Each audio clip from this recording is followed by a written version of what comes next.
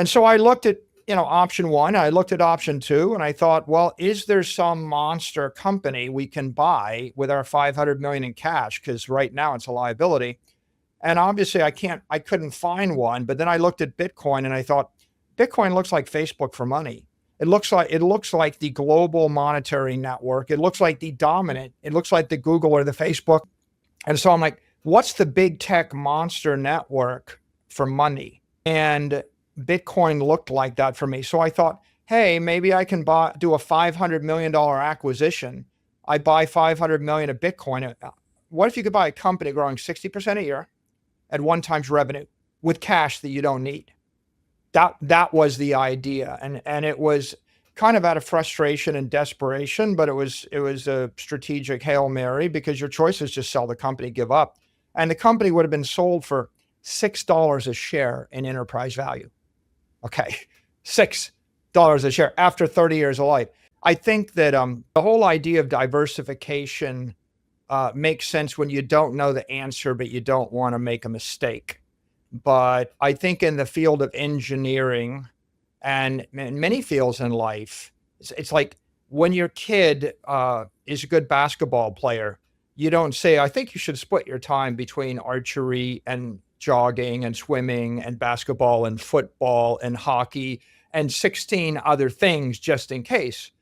You tell them to focus on basketball, and you build the plane out of aluminum, and you don't diversify the steel beam into clay and bronze and balsa wood, right? If there's an answer, there's an answer, and you just tell someone the answer. When you don't know the answer, you're like, yeah, we'll go to Vegas and gamble and pick anything, but don't bet more than 2% of your money. If I came to you and said, I'll give you $650 million at 75 basis points, go invest in something. Can you come up with an idea for something to invest in that yields more than 1%? Probably. If you can't, right, you're not in business, right? Probably you can. So we did that, and Bitcoin rallied again, and all of a sudden we were able to raise $1 billion for zero. Okay. And then we realized, well, we might as well take another 500 million, and we took a $500 million loan at 6%, and we thought, well, Bitcoin's going up 60, we'll borrow at 6, we'll loan at 60, we'll capture 54.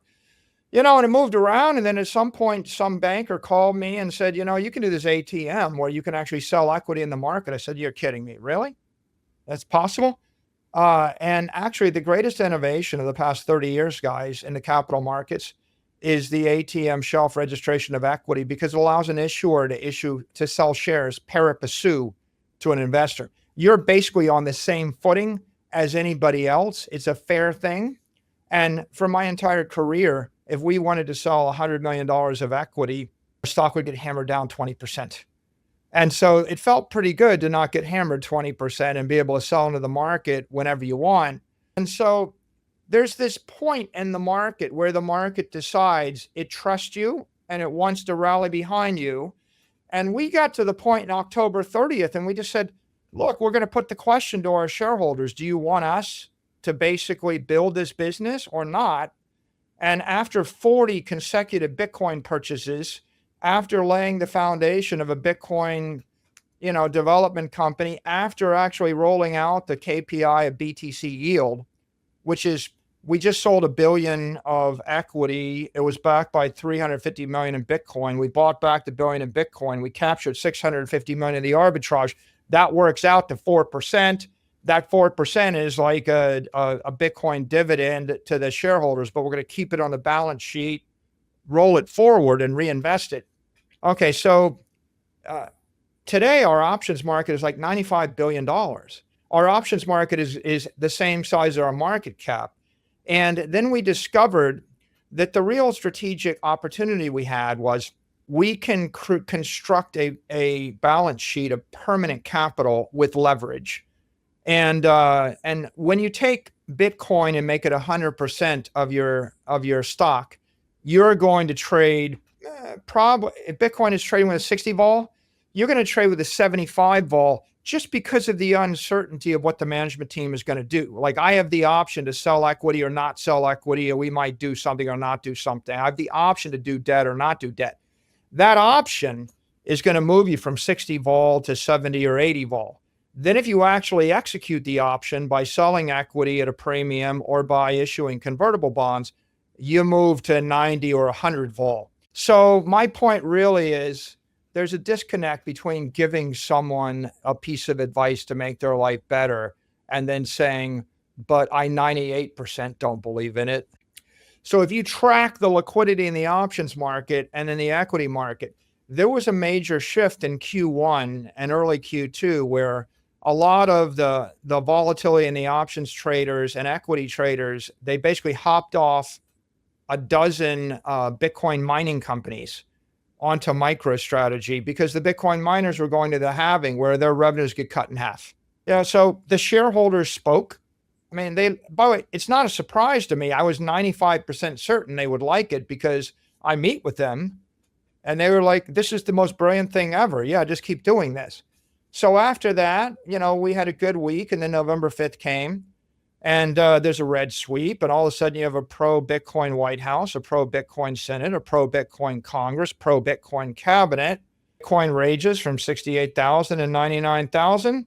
Short of it is we raised $10 billion in 4 years after our initial announcement. And that's like progressively work and learning.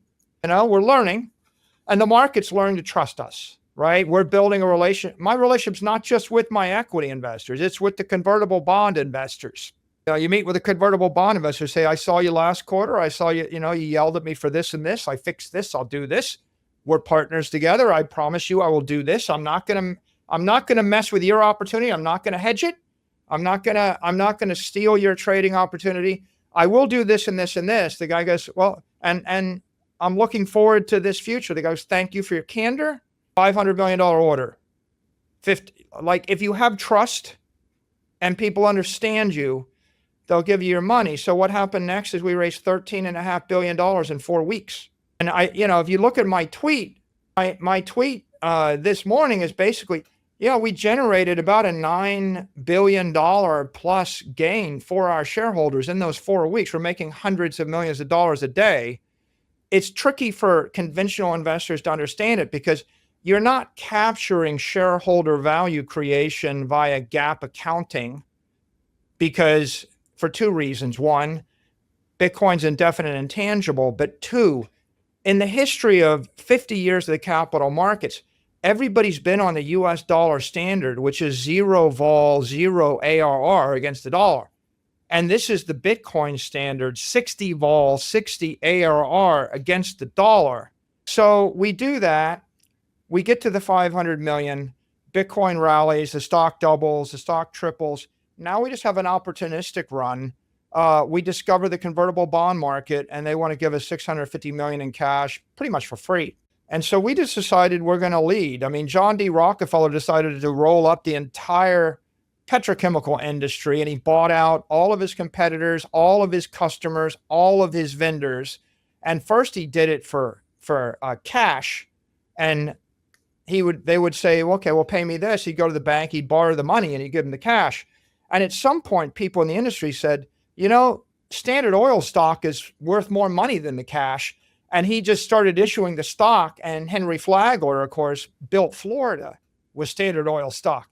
Where we are today is from desperation to opportunistic to strategic to identity. At this point, we're a Bitcoin treasury company. I'm on a mission. My mission is I'd like to see the entire world recapitalize on Bitcoin. Every company, every family, every individual, every government. I think it's an economic protocol for prosperity. I think it's as important as English or fire or electricity or steel. I just think it's good technology. It's a good idea. We're reaching the fun stage. The next 4 years, I think, are kind of fun. We get to do a lot of interesting things to help people.